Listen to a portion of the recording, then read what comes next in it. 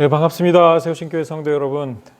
주님의 날, 서로 우리 앞자리 좌우 옆으로 앞뒤로 인사 나누겠습니다. 잘 오셨습니다. 샬롬. 반갑습니다. 정말 반갑습니다, 여러분. 자, 이제 우리 하나님의 말씀 듣는 시간입니다. 함께 잠깐 기도하겠습니다. 자비하신 아버지 하나님, 감사합니다. 오늘 저희를 주님의 전으로 이끌어 주시고 또 주님의 귀한 말씀 들을 수 있도록 허락하여 주시니 감사합니다. 자비하신 아버지 하나님, 이 시간 온전히 주의 말씀에 귀 기울이는 시간 될 수 있도록 도와주시옵소서. 사람의 이야기가 아닌 주님께서 우리의 영혼에 들려주시는 귀한 생명의 말씀 들려지게 하시고 사람의 이야기는 거두어 주시옵소서. 이 시간은 온전히 주께 맡겨오며 예수 그리스도의 이름으로 간절히 기도하옵나이다. 아멘. 네, 반갑습니다. 자, 오늘의 말씀, 자신의 나를 계수하는 지혜라는 제목으로 준비해 보았습니다. 자, 이 제목은 시편 90편으로부터 가져온 제목입니다. 시편 90편은 특별한 시편이기도 합니다. 구약시대 최고의 선지자로 알려지는 모세가 자기 인생의 말년에 남긴 유일한 시편이기 때문입니다. 자, 그런데 이 시편은 기쁨의 찬양, 최고의 선지자가 남겼는데요. 기쁨의 찬양, 또는 감사보다는 왠지 짧고 무거운 인생의 회한이 느껴지는 시편이더라 하는 겁니다. 어떻길래? 함께 보겠습니다. 자, 일단 이 모세라는 선지자 모세는요, 이사야서와 비교해 볼 때, 그러니까 하나님께서 이사야를 부르셨을 때 이사야는 이렇게 답했습니다. 하나님께서 누가 우리를 위하여 갈고 하시니 그때에 내가 이르되 내가 여기 있나이다 나를 보내소서, 이렇게 아주 적극적으로 답변했습니다. 그러나 이와는 대조적으로 가장 위대한 선지자가 될 모세는 오 주여 보낼 만한 자를 보내소서, 나는 못 갑니다. 나는 선지자감이 아닙니다. 꽁지를 뺐습니다. 자, 그랬던 모세였죠. 말년의 모세는 그렇게 가고 싶어 했던 자신의 모든 사역의 마지막 종착지였던 가나안 땅에 들어가지 못하고 죽습니다. 하나님께서 허락을 안 해주셨어요. 그러니까 정말 가고 싶어 했습니다. 그러나 못 갔습니다. 그와 같은 모세, 짧은 인생의 고락을 이야기합니다. 말년의 모세가 들어가지 못할 목전의 가나안 땅 앞에서 무엇을 느꼈을까요? 자, 시편 90편을 한번 쭉 살펴보겠습니다. 주여, 주는 대대에 우리의 거처가 되셨나이다. 산이 생기기 전, 땅과 세계도 주께서 조성하시기 전, 곧 영원부터 영원까지 주는 하나님이십니다. 창조주의 위대하심 앞에 티끌 같은 인생을 이야기하는 것으로 시편이 시작됩니다. 주께서 사람을 티끌로 돌아가게 하시고 말씀하시기를 너희 인생들은 돌아가라 하셨사오니, 티끌 같은 우리의 인생이 얼마나 주님 앞에 미미한지를 이야기합니다. 주의 목전에는 천년이 지나간 어제 같으며 밤의 한순간 같을 뿐임이니이다 라고 이야기를 합니다. 하나님 앞에 천년이 이제 한순간 같을 뿐인데 우리의 인생이라는 것은 얼마나 짧은 것인가, 얼마나 티끌 같은 것인가 라고 이제 모세는 그것을 이야기하는 것이죠. 주께서 그들을 홍수처럼 쓸어 가시나이다. 그들은 잠깐 자는 것 같으며 아침에 돋는 풀 같으니이다. 푸른 아침에 꽃이 피어 자라다가 저녁에는 시들어 마르나이다. 하루살이 같은 인생, 그만도 못한 인생이다 하는 것이죠. 자, 사실 이 표현이요, 주의 목전에는 천년이 지나간 어제 같으며 밤의 한순간이 같을 뿐입니다. 이 구절을 사실은 사도 베드로가 이렇게 인용했습니다. 주께는 하루가 천년 같고 천년이 하루 같다는 이 한 가지를 잊지 말라. 그런데 모세는 하나님의 나라가 있다라는 사실을 모르고 죽었고, 베드로는 예수 그리스도를 통해 그 천국의 복음을 듣게 되었죠. 그리스도의 부활을 통해 부활의 소망을 가졌습니다. 베드로는 이 모세의 구절을 인용하며 이렇게 이야기합니다. 주의 약속은 어떤 이들이 더디다고 생각하는 것 같이 더딘 것이 아니라 오직 주께서는 너희를 대하여 오래 참으사 아무도 멸망하지 아니하고 다 회개하기에 이르기를 원하시느니라. 자, 이게 베드로, 예수께서 곧 오실 것이다. 그러니까 너무 초조하게, 너무 이렇게 저기 하지 말고 걱정하지 말고 기다리라. 이제 이 이야기를 하는데 이 모세의 시편을 사실 인용한 거예요.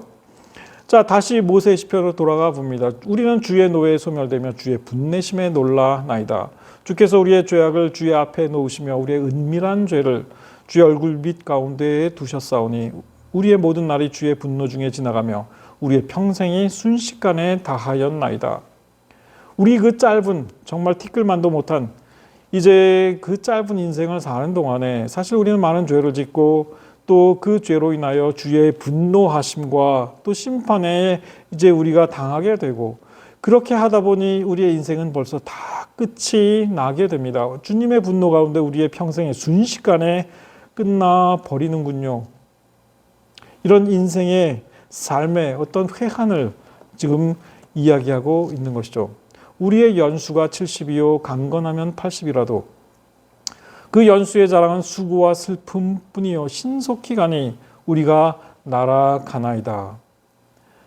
우리가 아무리 80을 산다 할지라도 결국 그 평생 동안에 우리가 겪는 것은 수고와 슬픔뿐이었고 그나마도 정말 날아가듯 신속히 지나가 버린다는 겁니다. 그 속에서 우리가 죄를 짓고 주의 노여움과 주의 진노의 두려움을 겪다가 그 인생이 끝이 난다 하는 것을 이야기하고 있는 것입니다. 그리고 핵심으로 이야기하는 것 하나님께 구합니다. 우리에게 우리날 계수함을 가르치사 지혜로운 마음을 얻게 하소서. 이것입니다. 우리의 인생 모든 걸 다 할 수 있을 것 같죠, 젊을 때는. 그러나 그렇지 않다라는 것입니다. 우리에게 주어진 시간은 제한되어 있고 그 제한된 시간에 우리가 모든 것을 할 수 없을 뿐 아니라 내가 정말 꼭 해보고 싶은 것조차도 할 수 없는 것이 인생이니 하나님 주신 그 짧은 인생을 어떻게 살 것인지를 잘 계획하고 준비하는 것이 지혜다 하는 것입니다. 그 속에서 헛된 일들을 하다가 주의 분노를 산다면 인생을 결국 낭비하는 게 될 수 있기 때문입니다. 전도서 9장의 말씀입니다. 분명히 사람은 자기의 시기도 알지 못하나니 물고기들이 재난의 그물에 걸리고 새들이 올무에 걸림같이 인생들도 재앙의 날이 그들에게 호련히 임하면 거기에 걸리느니라. 우리의 인생들은 결국 내게 무슨 일이 일어날지 전혀 알지 못하잖아요. 한 시간 뒤에 무슨 일이 벌어질지 내게 어떻게 알겠습니까? 자기의 시기를 알지 못하는 우리가 그런 것까지 다 예측을 하고 어느 정도 나의 삶이 이럴 수 있다라는 사실을 알고 자신의 이 주어진 시간을 계수하는 것, 그것이 지혜다 하는 것입니다. 그것이 모세의 시편 90편이 이야기하는 바죠. 시편 90편 이렇게 계속됩니다. 아침에 주의 인자하심이 우리를 만족하게 하사 우리를 일생 동안 즐겁고 기쁘게 하소서. 우리를 괴롭게 하신 날수대로 우리가 화를 당한 연수대로 우리를 기쁘게 하소서. 어떻게 생각하면 우리가 인생 동안 당할 하나님의 진노와 분노 때문에 사실 40년을 이제 광야에서 이스라엘 백성 이끌면서 이 모세도 하나님의 진노와 심판 정말 많이 겪고 괴로움도 많이 당했을 거예요. 물론 이스라엘 백성이 잘못한 그 대가이긴 했지만 그러니까 말년에 이런 이야기를 하는 겁니다. 이런 시를 이제 하나님께 올려드린 거죠. 그러니까 우리를 괴롭게 하신 것만큼 우리에게 기쁨도 주시옵소서 이런 간구를 드리는 겁니다. 우리가 화를 당한 연수대로 우리를 기쁘게 해 주십시오 이런 얘기죠. 라틴어 그 격언 가운데 까르페 디엠이라는 그 격언이 있어요. 지금 정확하게 누가 이 얘기를 했는지는 기억이 잘 안 나는데 시세로였는데 하여간 seize the day라고 영어로는 번역이 됩니다. 오늘을 잡으라는 뜻이죠. 직역을 한다면 까르페 디엠, 제가 굉장히 좋아하는 그 격언 가운데 하나이기도 합니다. 이것의 의미를 성경적으로 좀 생각해 보면 전도서의 말씀하고도 많이 연결되는 것 같아요. 너는 가서 기쁨으로 내 음식물을 먹고 즐거운 마음으로 내 포도주를 마실지어다. 이는 하나님이 내가 하는 일들을 벌써 기쁘게 받으셨음이니라. 내 의복을 항상 희게 하며 내 머리에 향기름을 그치지 아니하도록 할지니라. 내 헛된 평생의 모든 날 곧 하나님이 해 아래에서 내게 주신 모든 헛된 날에 내가 사랑하는 아내와 함께 즐겁게 살지어다. 그것이 내가 평생의 해 아래에서 수고하고 얻은 내 몫이니라.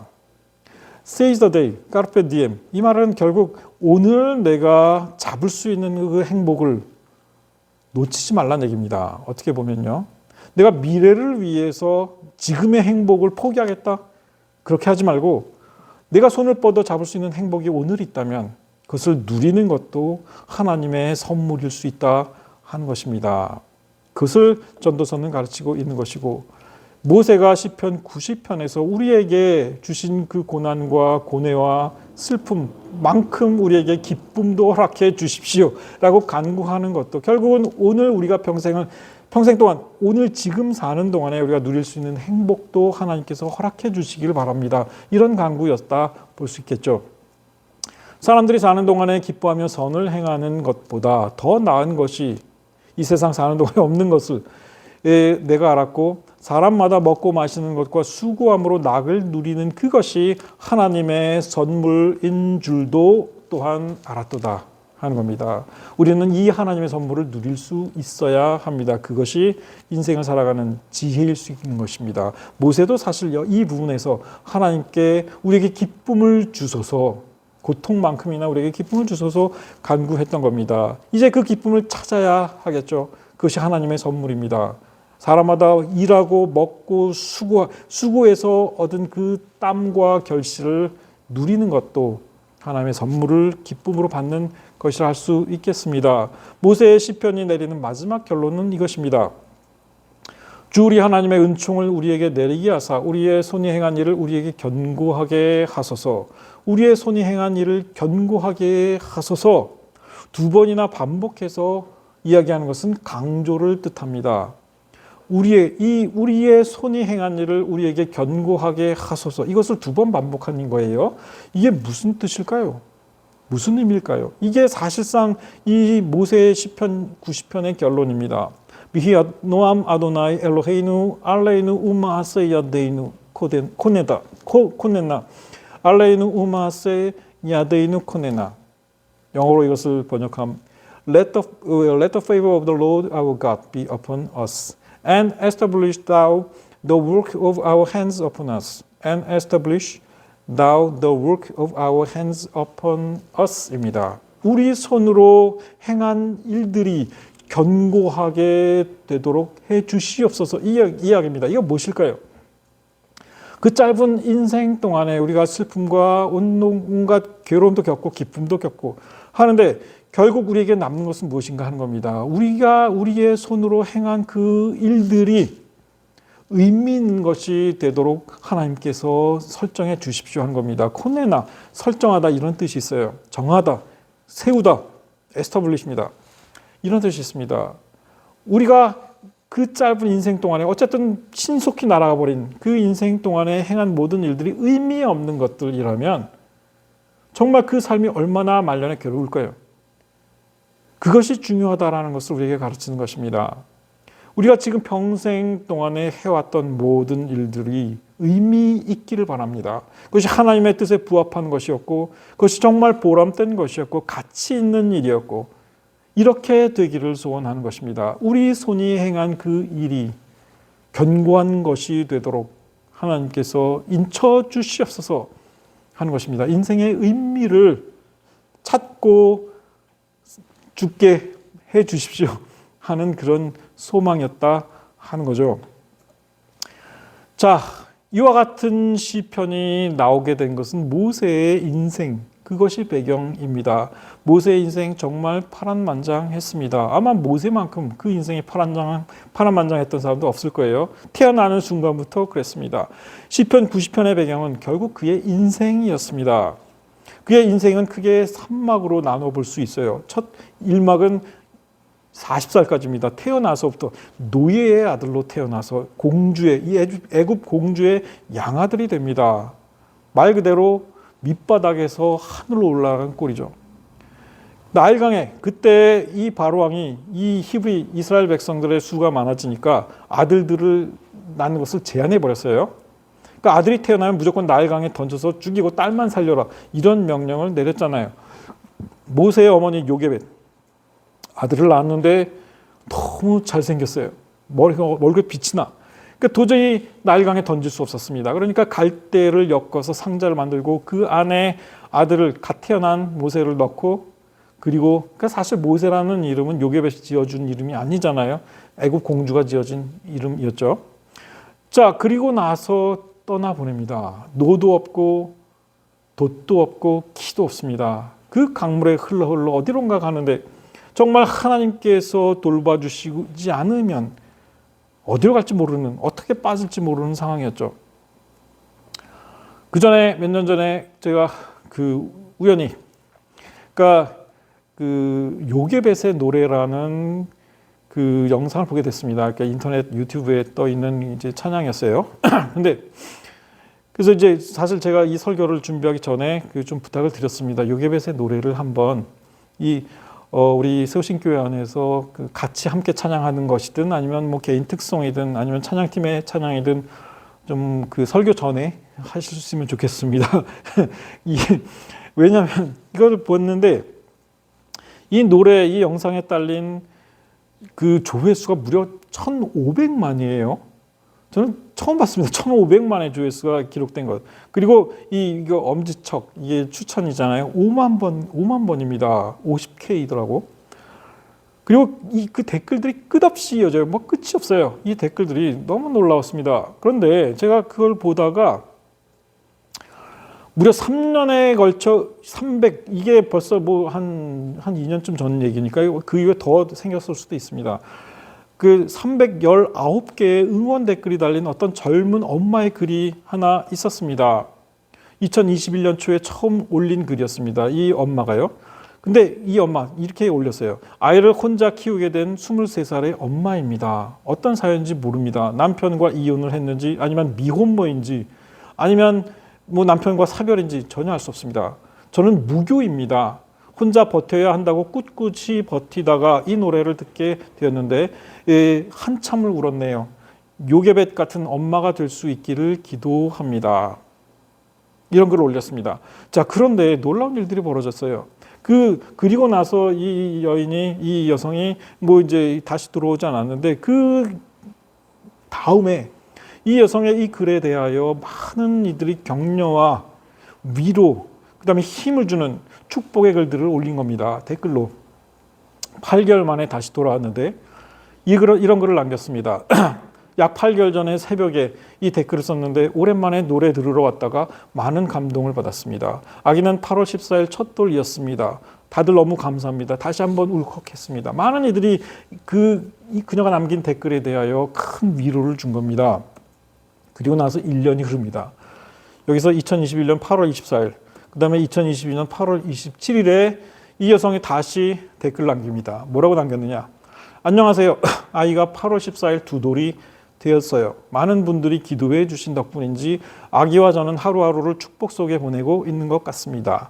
23살에 처음 남긴 댓글이 25이 된 지금까지 힘이 되어 여러 번씩 무너질 때마다 한 분 한 분의 글을 읽어보며 힘을 낸 것 같아요. 저는 좋은 사람을 만나 6살 딸 아이가 저의 품으로 왔습니다. 누군가 재혼을 한 겁니다. 딸이 하나 있는 남자와 재혼한 것 같아요. 그래서 6살 된 딸 아이가 저의 품으로 왔다는 거죠. 이 노래를 이제 한 아이가 아닌 두 아이를 위하여 들으러 옵니다. 정말 감사합니다. 그리고 또 1년이 지납니다. 2023년 10월 23일. 안녕하세요. 저도 벌써 26살이 되었네요. 두 아이는 정말 친자매보다 더 끈끈한 자매로 자라주고 있어요. 하하. 이 글을 처음 썼을 때 아이가 신생아였는데 지금은 4살이 되어 말도 너무 잘하고 알파벳을 공부하고 있어요. 모두 감사합니다. 그리고 2014년 1월. 안녕하세요. 5살 때 제 품으로 온 첫째 딸이 올해 3월 초등학교에 입학을 합니다. 재혼한 남편의 이제 딸이죠. 예비 학부모를 앞두고 있는 요즘 설렘과 긴장감으로 하루하루를 보내고 있답니다. 잘 해낼 수 있을까 걱정했던 첫 만남을 지나 어느덧 온전히 제 딸이 된 지금을 돌이켜보니 모두가 마법 같은 일로 느껴집니다. 응원해 주신 모든 분들 감사합니다. 또 소식 올릴게요. 자, 여러분, 이 댓글들을 보면서 요게벳의 어머니 어머니 요게벳이 모세를 이제 갈대 상자에 넣어서 떠나 보낼 때 그 심정을 사실 노래한 찬양이기도 했습니다. 주님의 손에 맡기는 그 심정을 노래한 찬양이었죠. 그러니까 우리 그리스도인들은 이런 모습이어야 한다고 생각합니다. 그 안에서 유튜브 그 영상, 거기 딸린 그 댓글들 속에서 일어나는 그 아름다운 이야기들이 정말 우리에게 큰 영적인 힘을 주는 것 같습니다. 자, 어쨌든 다시 이제 이 모세 이야기로 돌아가 보겠습니다. 그 아기가 자라매 바로의 딸에게로 데려가니 그가 그의 아들이 되니라. 그가 그의 이름을 모세라 하여 이르되 이는 내가 그를 물에서 건져내었음이라 하였더라. 이렇게 기록되죠. 자, 이 애굽 공주의 이제 양아들이 되었죠.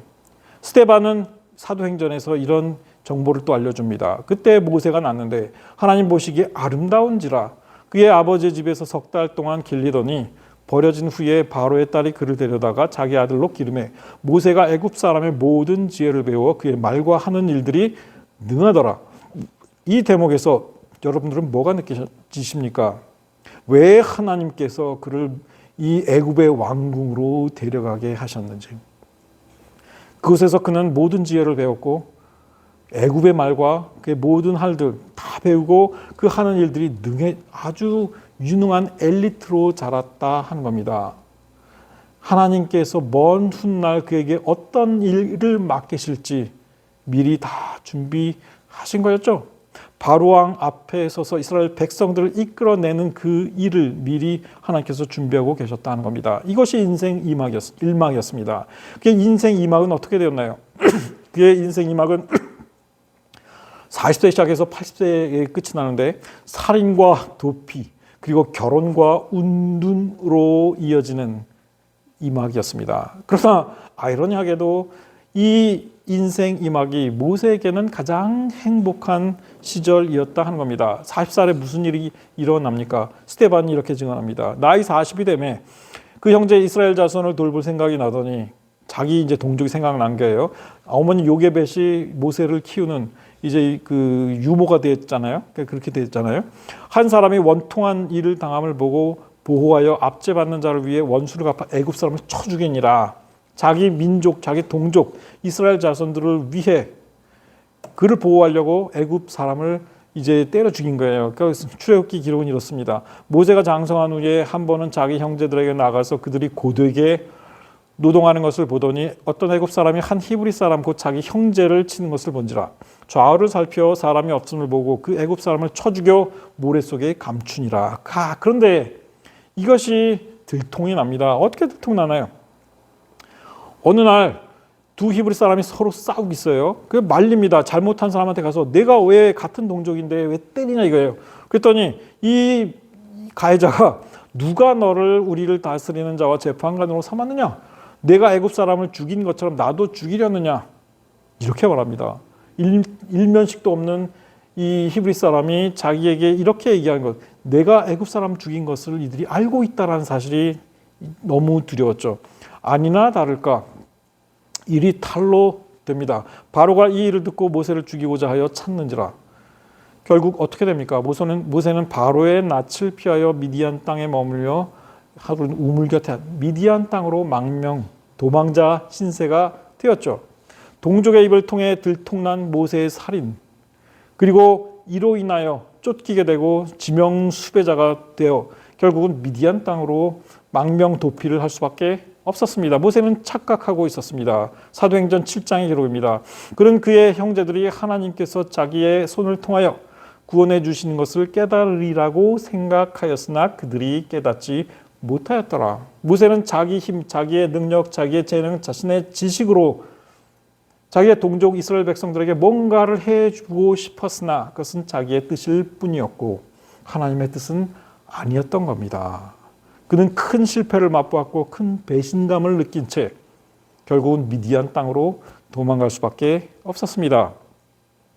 그곳에서 제사장의 딸 시프로와 결혼을 하게 되죠. 처가살이를 시작하게 됩니다. 그런데 이때가 사실은 모세가 가장 행복했던 시절이었습니다. 모세, 그와 동거하기를 기뻐하며 그가 그의 딸 시보라를 모세에게 주었더니 미디안의 제사장 딸이었죠. 시보라 그 아내 이름은 시보라였고, 자 거기에서 아들도 낳습니다. 게르솜이라는 이제 이름 그 아들 둘을 얻어요.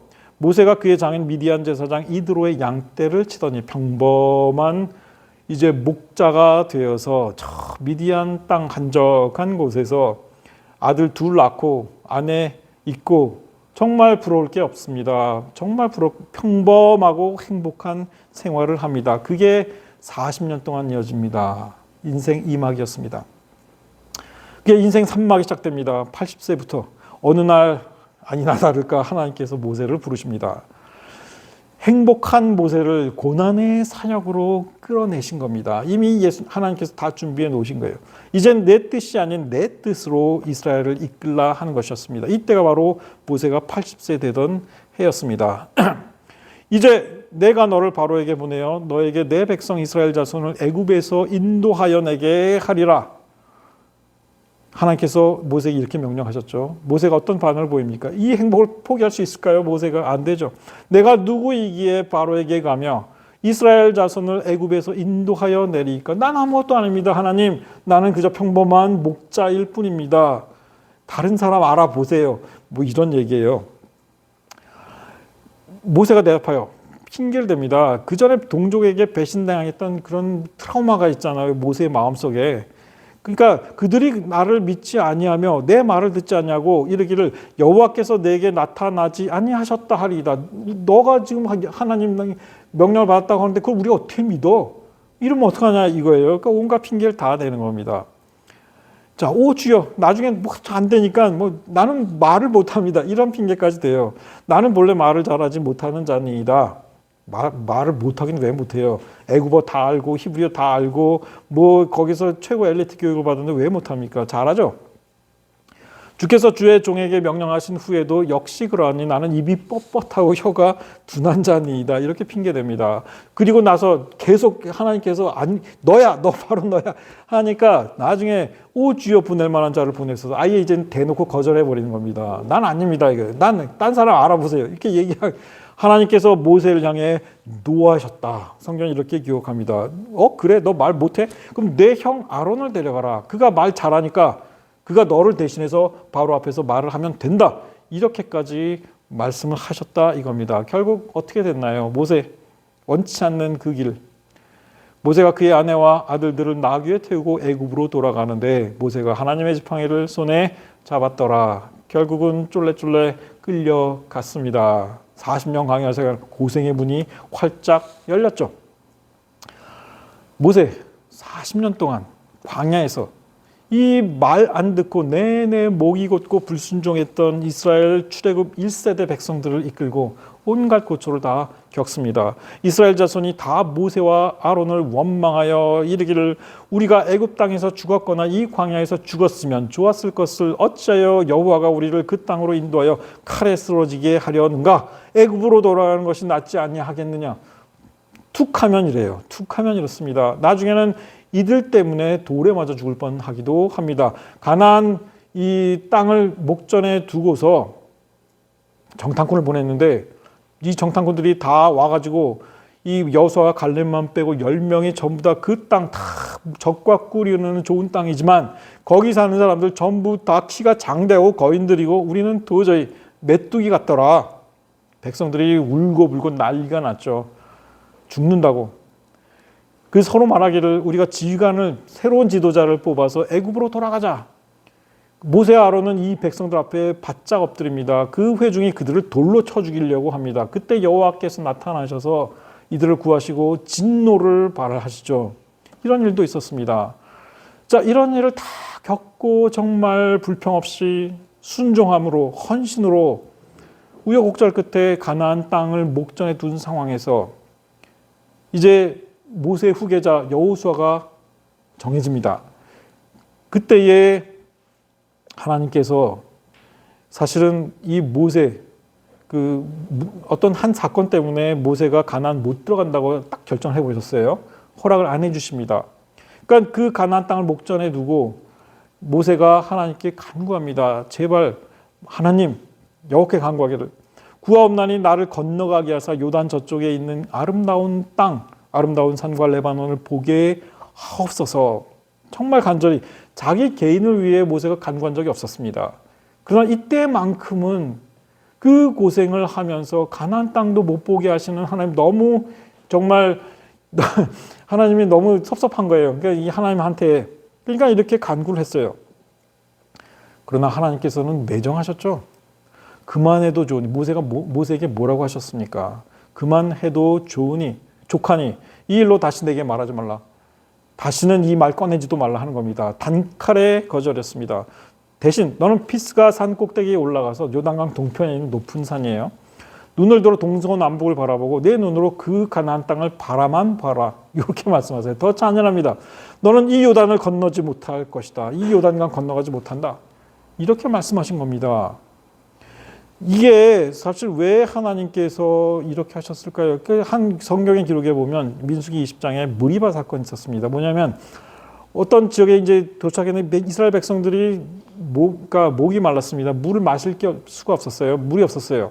그러니까 이 모세가 하나님께 간구하니까 거기에 반석이 있는데 그 반석에 명하여 물을 내게 명령하라 하셨어요. 근데 모세가 하도 백성들이 난리를 치고 별의별 수작들을 다 하니까 화가 나가지고 이 반석을 명령해서 물을 내야 되는데 이 지팡이로다가 우리가 너희를 위하여 이 반석에서 물을 내려 하면서 이 반석을 2번 쳐가지고 근데 물이 진짜 나왔습니다. 그 백성들이 먹었어요. 마셨습니다. 자, 그런데 이게 잘못된 거예요. 그러니까 하나님께서 그 다음에 뭐라고 하셨냐? 여호와께서 모세와 아론에게 이르시되 너희가 나를 믿지 아니하고 이스라엘 자손의 목전에서 내 거룩함을 나타내지 아니한 고로 마치 니들 능력으로 물 낸 것처럼 했으니까 이 회중을 내가 그들에게 준 땅으로 너희들 인도하지 못할 것이다. 그러니까 결국 이 백성 다 죽고 너희들도 가나안 땅에 못 들어간다는 이야기입니다. 이들을 데리고 너희들 가나안 땅 못 들어갈 거다. 이렇게 말씀해 버리신 거예요. 그러니까 이것 때문에 근데 여러분 생각해 보세요. 하나님께서 우리가 알고 있는 하나님 정말 이게 말로 해야 되는데 지팡이 2번 두들겨서 물냈다고 해가지고 그 개고생 하면서 이스라엘 백성들을 이끌고 온 모세가 못 들어가게 만드셨을까요? 아닙니다. 사실은 이때 이미 여호수아가 내정되어 있었고 다 공포되어 있었습니다. 후계자로서 여호수아는 출애굽 2세대를 이끌고 가나안 땅에 들어가 전쟁을 수행해야 할 임무를 받은 사람이었습니다. 모세가 이스라엘 백성들을 광야에서 이끈 것과는 다른 임무였어요. 그런데 모세가 함께 그들과 들어가면 여호수아의 리더십이 세워질 리가 없었습니다. 다 모세를 쳐다보겠죠. 냉정하게 하나님께서는 끊으셨습니다. 하나님의 뜻과 계획이 있었습니다. 여호수아에게 힘을 실어 주셔야 했습니다. 그러면 내치신 거야? 팽당한 거야 모세가? 그건 아니었죠. 결국 모압 땅에서 120세로 세상을 떠납니다.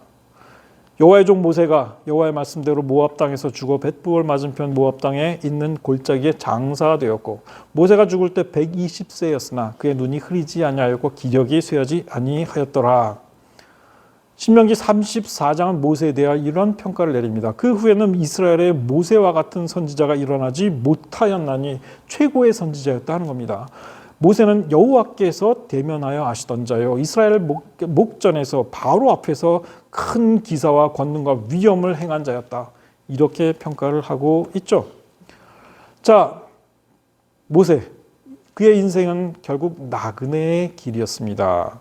그런데 냉정하게 하나님께서 모세의 가나안 땅 그 입성을 금지하셨는데 모세가 죽을 때까지 알지 못했던 하나님의 선물을 예비해 놓고 계셨다 하는 겁니다. 세상 사람들도 인생을 나그네 길에 비유합니다. 인생은 나그네 길 어디에서 왔다가 어디로 가는가 구름이 흘러가듯 떠돌다 가는 길에 정일랑 두지 말자 미련일랑 두지 말자. 뭐 옛날 가요죠. 저는 가끔 설교하다가 유행가 가사를 인용하는데 가다 말다 돌아서서 아쉬운 두 바라본다. 제가 옛날에 버스 통화 갈 때 라디오에서 귀에 못이 박히게 들었던 노래예요. 미련 없이 후회 없이 남자답게 길을 간다. 눈물을 감추려고 하늘을 보니 정처 없는 구름 나그네. 어디로 가는 걸까? 몰라요. 그런데 님 찾으러 간답니다. 세상이 말하는 인생 나그네 길은 정처 없이 떠도는 구름처럼 떠도는 목적지 없는 나그네 길입니다. 강나루 건너 밀밭길을 구름에 달가듯 가는 나그네. 길은 외줄기 300리 술 익는 마을마다 타는 저녁 널 구름에 달가듯이 나그네 길입니다. 인생을 말한 거죠.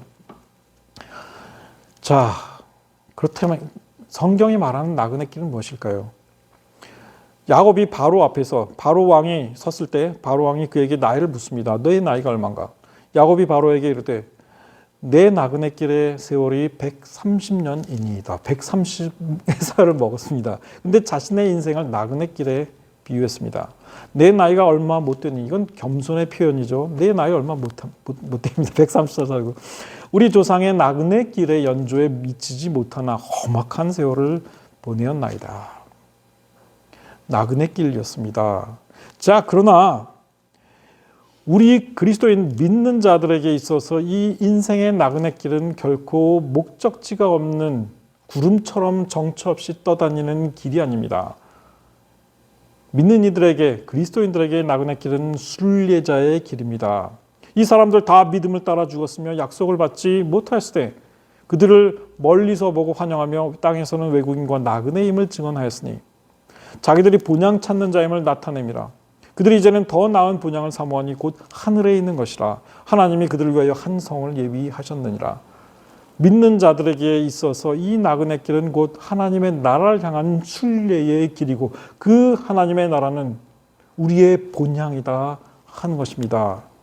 모세에게도 마찬가지였습니다. 모세는 하나님의 나라를 몰랐습니다. 그러나 하나님께서는 이미 그를 위하여 하나님의 나라를 예비해 놓으셨죠. 예수 그리스도께서 변화산상에서 나타나셨을 때 모세와 엘리야가 예수와 더불어 이야기하고 있었습니다. 이미 모세는 죽음 이후에 예수 그리스도와 소통하고 있었던 것입니다. 히브리서 11장은 이렇게 기록합니다. 믿음으로 모세는 장성하여 바로의 공주의 아들이라 칭함받기를 거절하고 그리스도를 위하여 받는 수모를 애굽의 모든 부하보다 더 큰 재물로 여겼으니, 이 모세가 택한 마지막 인생 산막은 결국 그리스도를 위하여 받은 수모였다 하는 것입니다. 누가복음 13장에서 예수 그리스도께서는 이렇게 말씀하십니다. 너희가 아브라함과 이삭과 야곱과 모든 선지자는 하나님의 나라에 있는 것을 볼 것이다. 선지자 중에 선지자 모세는 당연히 하나님의 나라에 들어갈 사람이었고, 이게 모세를 위하여 가나안 땅보다 훨씬 아름답고 좋은 곳인 본향 하나님의 나라를 선물로 예비해 놓으셨다는 겁니다. 결론입니다. 하나님의 말씀은 영원히 서리라. 우리가 헤아리지 못할 뿐입니다. 이사야서 40장 6절 8절의 말씀입니다. 이르되 모든 육체는 불이요 그의 모든 아름다움은 들의 꽃과 같으니 풀은 마르고 꽃이 시들면 여호와의 기운이 그 위에 불미라. 이 백성은 실로 풀이로다. 풀은 마르고 꽃은 시드나 우리 하나님의 말씀은 영원히 서리라. 여러분, 하나님의 말씀은 변함이 없는 영원히 설 것입니다. 우리가 헤아리지 못할 뿐입니다. 이 인생의 나그네 길일지라도 우리의 삶, 우리의 믿는 자들의 삶은 순례의 길이 될 것입니다. 하나님의 나라를 향한 순례의 길입니다. 이 모든 축복을 누리시는 우리 세우신 교회 성도 여러분들 되시기를 예수 그리스도의 이름으로 축원합니다.